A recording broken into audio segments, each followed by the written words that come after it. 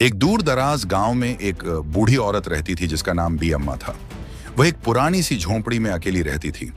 गांव के लोग उसे बहुत पसंद करते थे क्योंकि वह बहुत मेहरबान और हमदर्द थी। लेकिन वह झोंपड़ी सबके लिए एक मुअम्मा बनी हुई थी। कहते थे कि बी अम्मा की झोंपड़ी जादुई है।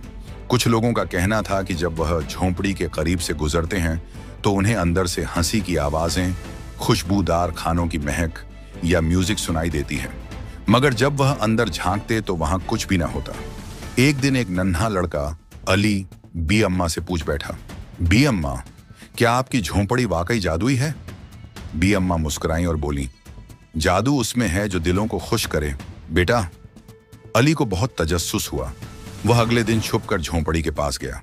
जैसे ही वह करीब पहुंचा, अचानक दरवाजा खुद ब खुद खुल गया। अंदर एक दुनिया थी, रोशन, रंगीन और हैरत अंगेज। परिंदे बातें कर रहे थे, किताबें खुद ब खुद खुलकर कहानियां सुना रही थी और एक छोटा सा दरख्त अली को चॉकलेट दे रहा था। अली हैरतज़दा होकर पूछा, ये सब क्या है?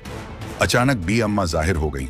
वह बोली, ये झोंपड़ी सिर्फ उनके लिए जादुई बनती है जिनका दिल साफ हो, जो ख्वाब देखते हैं और जो दूसरों की मदद करते हैं। तुमने अपनी नेकियों से इसका दरवाजा खोल लिया। उस दिन के बाद अली हर रोज वहां जाता और हर बार झोंपड़ी में कुछ नया सीखता।